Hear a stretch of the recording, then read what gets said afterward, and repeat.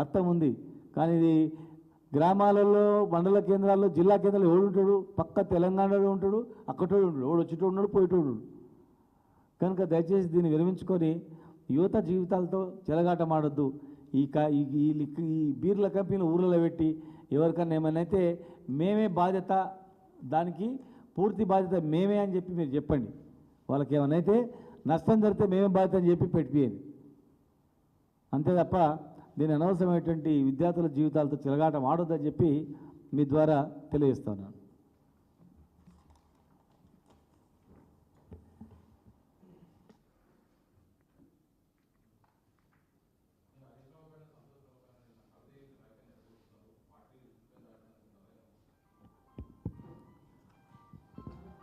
Party discipline అంటే పార్టీలోనే ఇప్పుడు లేరు కదా అన్నప్పుడు, పార్టీలో అయినప్పుడు అంశమే కాదు.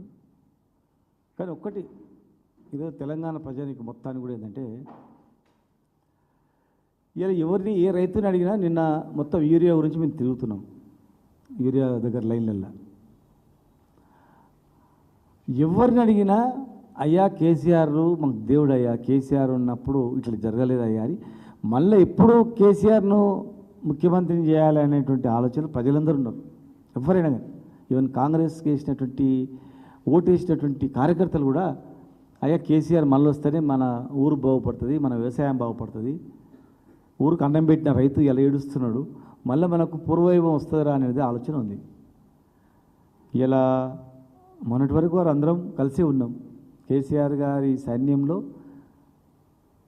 అందరం సైనికులకు పనిచేసినాం. తెలంగాణ ఉద్యమంలో కూడా కవిత గారు జాగృతి అనే సంస్థను పెట్టి ఆమె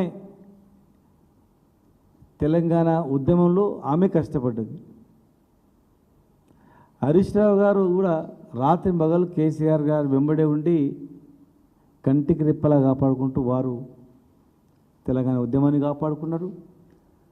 తెలంగాణ వచ్చిన తర్వాత ఇచ్చిన బాధ్యతలను కూడా మా జిల్లాలో అక్కడే పడుకొని లేచి ఇరిగేషన్ ప్రాజెక్టులన్నీ కూడా కంప్లీట్ చేయించింది.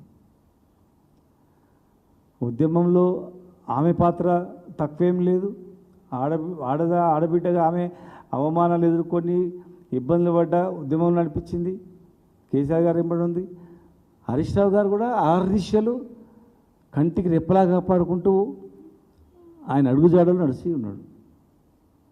ఇవాళ మళ్ళీ ఎప్పుడు ఎలక్షన్ వస్తాయని ప్రజలు ఎదురు చూస్తున్నారు. ఇవాళ మేమందరం కూడా కేటీఆర్ గారు కానీ, హరీష్ రావు గారు కానీ, ఆమె కానీ, మేమందరం ఉద్యమం నుంచి ఉన్న వాళ్ళం, ఇప్పుడున్న వాళ్ళం అందరం కూడా మళ్ళీ కేసీఆర్ ముఖ్యమంత్రి కావాలని కోరుకున్నాం తప్ప కేసీఆర్ కాకుండా ఇంకెవరైనా ఎవరు కోరుకోలేదు. మధ్యలో అప్పుడు కొంతమంది అనొచ్చు, మళ్ళంటిలో కొంతమంది అనొచ్చు, తర్వాత ఎవరుంటే అన్న క్రమంలో. కానీ కేసీఆర్ కావాలి అంతిమంగానే వాళ్ళం. ఈరోజు మేమందరం కూడా మళ్ళీ ముఖ్యమంత్రిగా మూడవసారి కేసీఆర్ ఖచ్చితంగా కావాలని అందరం అనుకున్న వాళ్ళం. ప్రజలలో ఉన్నటువంటి భావన కూడా అదే. ఎవరిని కూడా కేసీఆర్ని ఎవరేం చేయలేరు ఖచ్చితంగా. ఎందుకంటే కేసీఆర్ వెంట ప్రజలు ఉన్నారు. కేసీఆర్ గారి విలువ 10 ఏళ్లలో గవర్నమెంట్ అయిపోయేటప్పటి వరకు కూడా కొంత రోజు చూసి తీసుకొచ్చినట్టు అనిపించవచ్చు. ఇంకేమో అవుతుంది, కొత్త వాళ్ళు వస్తే చేస్తారు అనుకుంటవచ్చు. కానీ 5 నెలల్లో తెలిసిపోయింది, అయ్యో ఎంత పని చేస్తున్నా నాయన అని, ఎంత పొరపాటు చేస్తున్నా అని.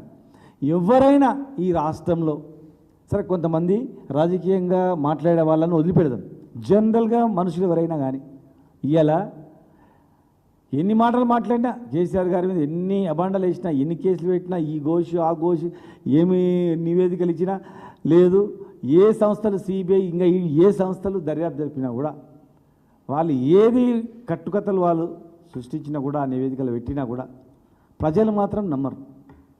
ఆయన కష్టపడ్డాడు, తెచ్చిండు, ప్రాజెక్టులు కట్టిండు, ఇచ్చిండు. ఇల్లు కట్టినప్పుడు ఒక పిల్లరు దూలం పడుతుంది, పడినంత మాత్రం ఇల్లు మొత్తం గొలగొట్టుకుంటామా? మళ్ళీ దూలం తెచ్చి దూలం సపోర్ట్ పెడతామని ఊర్లో వాళ్ళు అనుకుంటారు. అంతేగాని మొత్తం ఇల్లు తలగబెట్టాం కదా. ఆ రకంగా ఈరోజు కేసీఆర్ గారు చేసిన అప్పులకు లెక్కలకు కథ ఉంది. కేసీఆర్ గారి విలువ ప్రజలకు తెలిసింది కనుక ప్రజలు మళ్ళీ మూడవసారి ముఖ్యమంత్రి కోరుకోవాలని అనుకుంటున్నారు, ప్రజలు అనుకుంటున్నారు. మేమందరం కూడా మాది అదే భావన.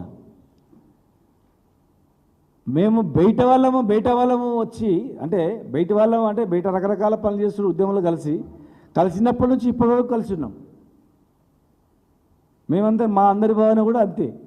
వాళ్ళు కుటుంబ సభ్యులైనా వాళ్ళ భావన కూడా కేసీఆర్ ముఖ్యమంత్రి కావాలని కోరుకున్న అందరు తప్ప హరీష్ రావు గారు కానీ ఎవరే కానీ మేమేదో కావాలని ఎప్పుడూ కోరుకున్నా అసలు జరగనిపోయినది. ఎవరు కోరుకున్నా కూడా కేసీఆరే నెక్స్ట్ లెవెల్లో అందరు ఉండగలుగుతాం తప్ప ఆ నెక్స్ట్ లెవెల్లో అంచెలంచెలు 2, 3, 4 ఆ సంఖ్యలు ఉండగలుగుతుంది తప్ప నెంబర్ 1 స్థానం అనేది కేసీఆర్ ఒక్కడే తెలంగాణ రాష్ట్రంలో. తెలంగాణకు ఒక్కడంతే. ఆయనకున్న పరిజ్ఞానము, ఆయనకున్న ఆలోచన, ఆయనకున్న త్యాగం, ఆయనకున్నటువంటి గొప్ప మనసు ఎవరికి లేదు. ఆయనకు ఎలాంటి ఆశ లేదు. తెలంగాణనే ఒక ఆశ, తెలంగాణ బాగుపడమే ఒక ఆశ. కనుక ఇలాంటి అంశాలు రావడం అనేది చాలా బాధాకరం, దురదృష్టకరం. అది